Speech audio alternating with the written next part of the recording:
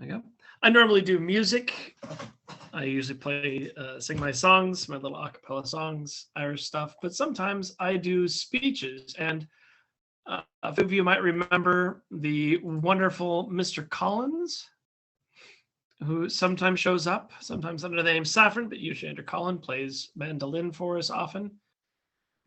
I owed him a speech, and he gave me the challenge of making a speech for him on the subject of community, which is a little bit of a weird subject for me, considering he is probably better at community in a lot of ways than I am. But this is what I think is going to be the speech I give him. I might tweak it a bit when I'm done here, but this is my plan. So here we go. Let's see how it sounds. We are tiny jellyfish living in the churning wake of ships too large for us to understand.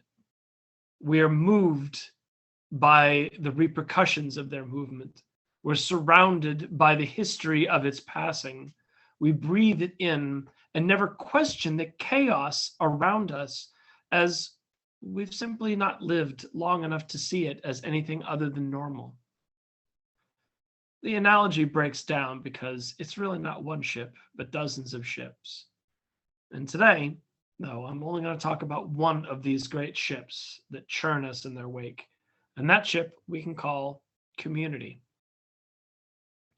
We live in a time and a country defined by an incredible push towards individualism, a rejection of cultures of community that kept generations of our ancestors together. And there's good reason for this. Individualism is freeing you from shackles made centuries before your birth. We don't expect our parents to choose our spouses for us. We don't expect to follow them in their occupations. Women work and can vote and divorce. Birth control is available for almost anyone. Fewer and fewer of us attend the churches that literally define the boundaries of our great-grandparents' lives. And we righteously defy ancient, misread commandments about who we can love. Our defiance of these communities of yore has brought us a lot of what we consider good now. And this is the way of things, I think. In some long-term human biorhythm, shackles are thrown off, a new consensus for good is reached, and over time it calcifies and becomes intolerant of as variance as any golden calf should. What remains behind, though, are, for a while, half hidden in the smoke from the things we're burning away. There are things that we will choose to take from the hallowed halls of our forefathers and foremothers, and that we're rising up against now, even though we're fighting them as we burn their churches down, as we burn their ideals to the ground. We're still going to reach into that smoke and fire, and we're going to pull out things that we bring as we make this new world, this new community that we are creating now simply by being alive. Because we all need community. Oh, that thing we pull out of the ashes will be community. Because we all want people like us to feel that we're not alone in those things that bring us joy. This is why we do open mic.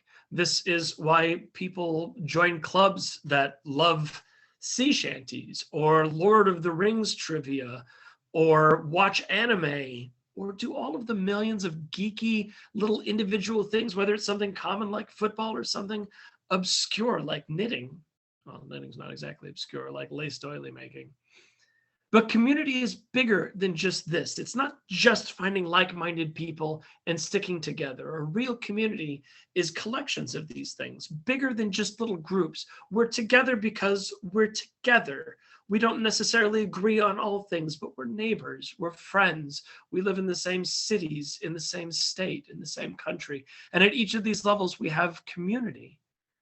And that's an important form of community too. It's easy to imagine that the mass movements that seem to magically define our life now with Black Lives Matter and with all of the problems that we have, police violence and corruption and trying to overturn the election, that these things are unique to now. Or maybe, if we're generous, we'll let it go back to the 60s, but this isn't true. All of these mass uprisings of people against the power structures that have been established are absolutely not now. They didn't appear magically with TV or with radio or the internet just because we're more connected today. I mean, maybe we care about the uprisings in Hong Kong because of the internet, because we have closer ties with people in Hong Kong. But that doesn't mean that those things didn't happen at a local scale in the past, even when local scale was still pretty big. We look at the riots, the looting, all of these cold expressions of people struggling against some entrenched powers and think now, but it's not true.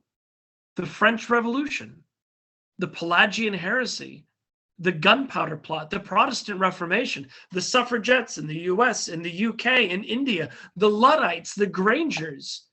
Everywhere you go back through time, you can find people. Spartacus rising up with the slaves in revolt, but it wasn't just him. This happened over and over again for every injustice that the people at the time could recognize.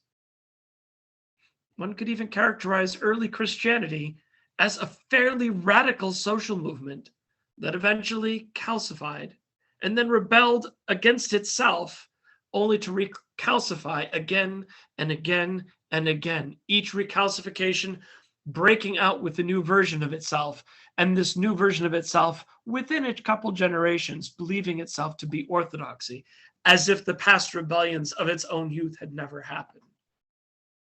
There have always been Joans of Arcs, ready to lead their communities against the powers of their day. And this notion, this flame of redefinition that we keep burning ourselves with, the burn scars aren't ours alone.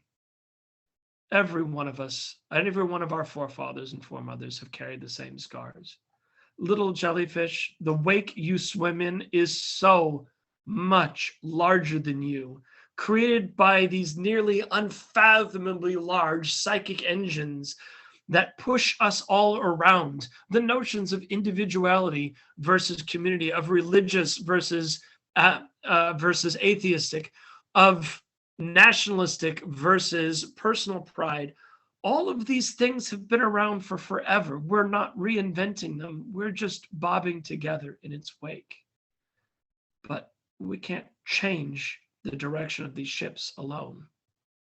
We're just little jellyfish individually. But you have to have decided that you're individuals for that to work. Because as soon as you allow the possibility for things greater than you, for groups, little small groups like ours, much bigger groups, or entire movements spanning the world, then suddenly things change.